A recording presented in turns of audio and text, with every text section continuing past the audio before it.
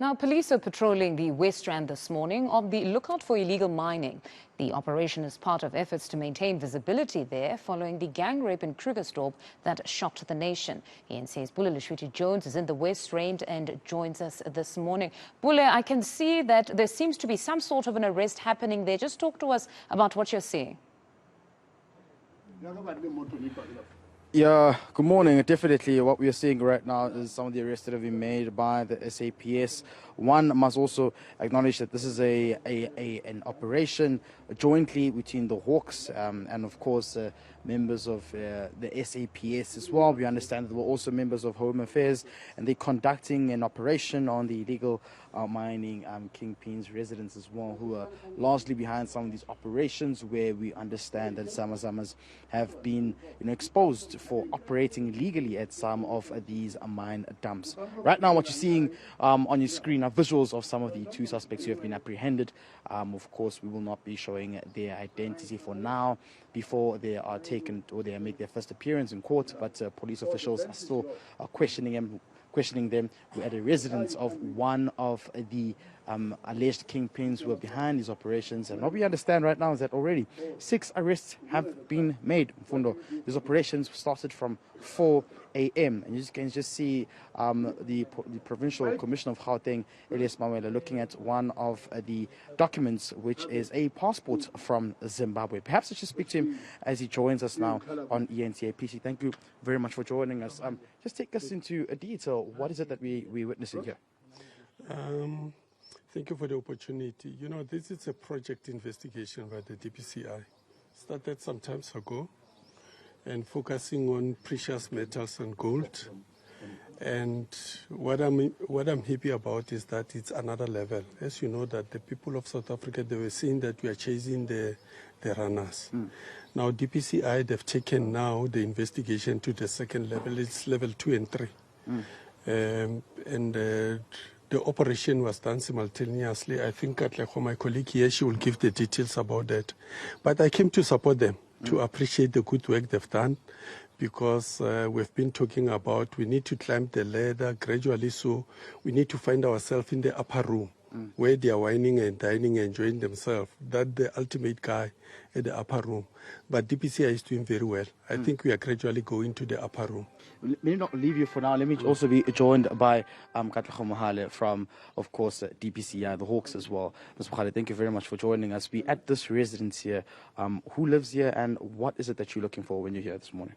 One of the suspects lives here during the operation this morning, which is a conclusion of Operation Gillette, which is a project-orientated operation.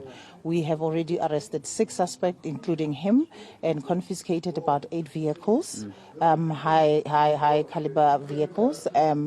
This project started already in 2018, so the investigation has been ongoing so that they can identify, as General Mawela has already said, level 2 and 3 suspects. These are the suspects whom the Zamazamas illegal obtained gold is sold to.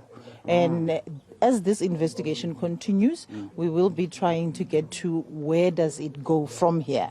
So are you getting closer to these notorious kingpins who've been behind what we're seeing, where Zamazamas are being used to mine and subsequently sell these minerals to the black market?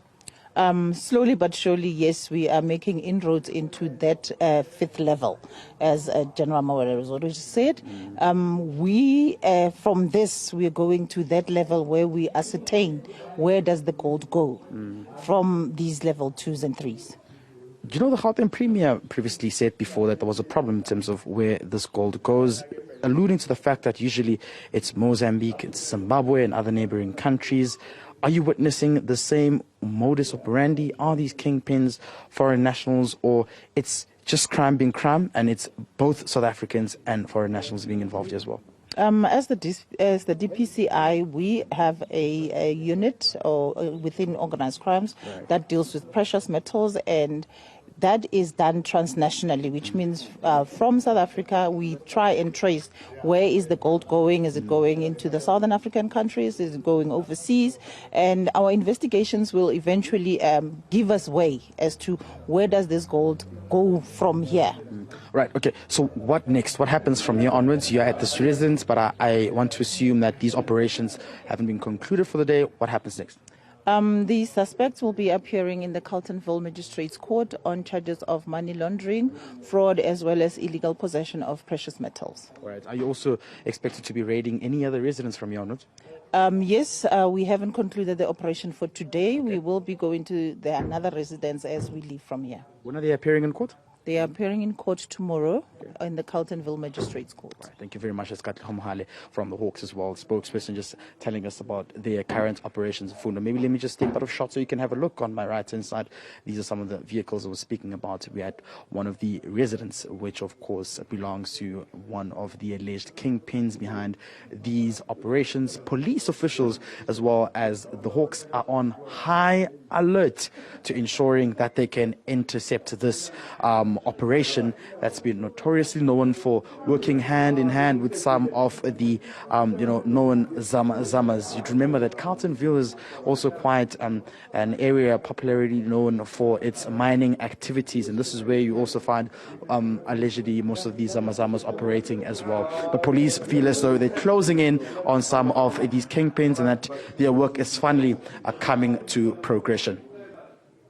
A significant breakthrough when they talk of breaking into that upper room where they're dealing now with the kingpins, not just the ordinary zamazamas that we've been seeing get arrested, which is what citizens were concerned about, that it should be those, but also the kingpins who are living comfortably in homes such as these and driving cars such as these. Pule, thank you very much for that update. We'll catch up with you as the operation continues. That's reporter Pule Letshwiti-Jones. More news on the